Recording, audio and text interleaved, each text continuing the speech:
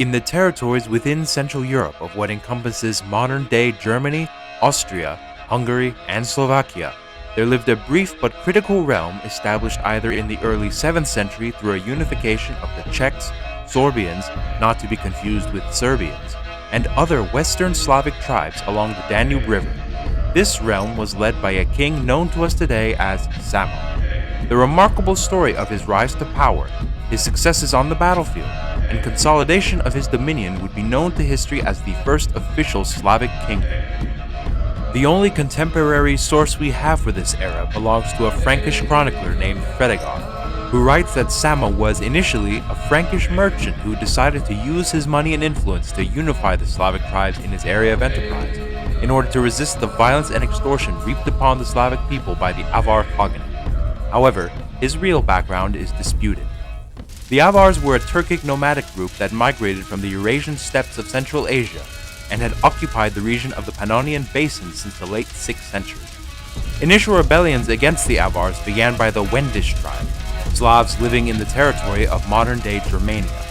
It is thought that Samo had initially started out supplying arms to the rebelling Slavs, and it is likely that he decided to make his move to become king around 631 AD, which is about the time that the constant rebellions were occurring after 626, when the Avars failed in their attempt at taking Constantinople alongside the Persian Sassanid Empire during the last Roman-Persian War. To prove himself to his subjects and solidify his position, Samo won a string of victories against the Avars. The Chronicles of Fredegar reads, Each year the Huns came to the Slavs to spend the winter with them. Then they took the wives and daughters of the Slavs and slept with them. And among other mistreatments, the Slavs were also forced to pay levies to the Huns. But the sons of the Huns, who were raised with the wives and daughters of these Wends, could not finally endure this oppression anymore and refused obedience to the Huns and began, as already mentioned, a rebellion. When now the Wendish army went against the Huns, the merchant Samo accompanied the same. And so the Samo's bravery proved itself in wonderful ways, and a huge mass of Huns fell to the sword of the Wends. After these victories, he was subsequently elected by his people as Rex Sclavorum, or Slavic king. To help legitimize his rule, Samo married into the major Wendish families by wedding at least 12 women, fathering 22 sons and 15 daughters. The victories also caused the allied nomadic Bulgar king to the Avars, Alciochus, to flee with 9,000 of his tribesmen westward to settle in the lands of Bavaria within the realm of the Germanic Franks, currently under the rule of King Dagobert I of the Merovingian dynasty. While initially offered sanctuary in these lands, one night Dagobert ordered his army to massacre the Bulgars. Out of 9,000 Bulgars, roughly 700 survived and fled back east to join with the Wends. In that same year, trouble began brewing between Samo and the Franks after it was reported to Dagobert that the Slavs under Samo had been attacking and robbing from Frankish merchants traveling near their respective borders. Dagobert sent an envoy named Sicarius to Samo in order to ask for both justice and submission to him. Samo, however, vehemently refused, stating, The land we dwell in is Dagobert's, and we are his men, but only so long as he lives in friendliness with us. Sicarius merely responded with, It is not possible for the Christian servants of God to be the friends of dogs.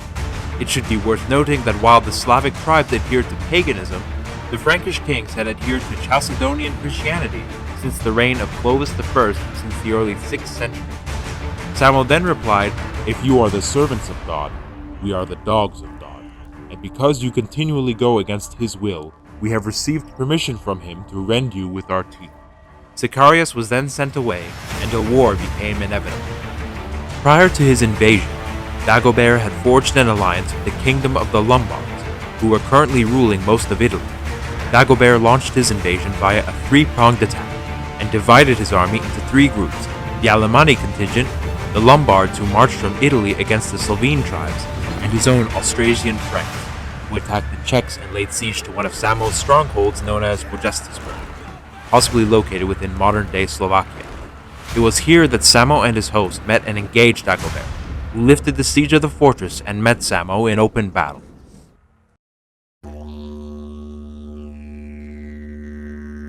My brothers in arms, look to each other.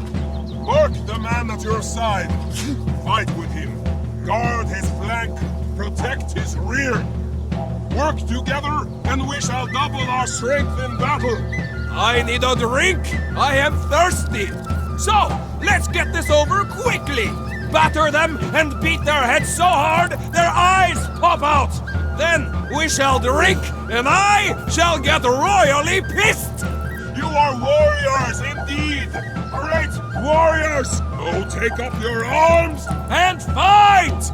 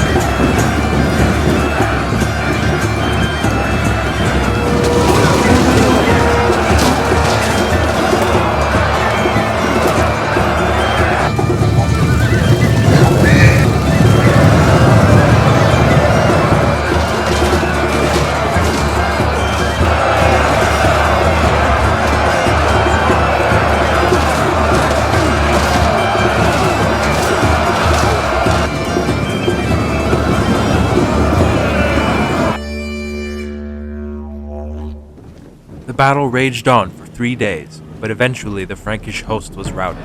Despite the Alemanni and Lombards achieving success in their engagements, the armies withdrew and Samo successfully managed to defend his domain against one of the most powerful kingdoms in Europe. In the aftermath of the battle, Samo raided the Frankish region of Thuringia several times. The prince of the Sorbian realm, Dervan, subsequently abandoned the Franks and placed himself and his people under Samo's realm.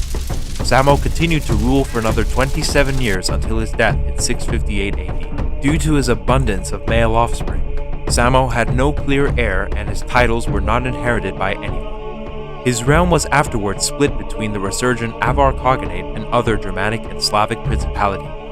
However, it can be argued that Samo's kingdom helped lay the foundations for the realm of Greater Moravia, which would grow to be one of the largest Slavic states in Central Europe during the 8th and 9th centuries.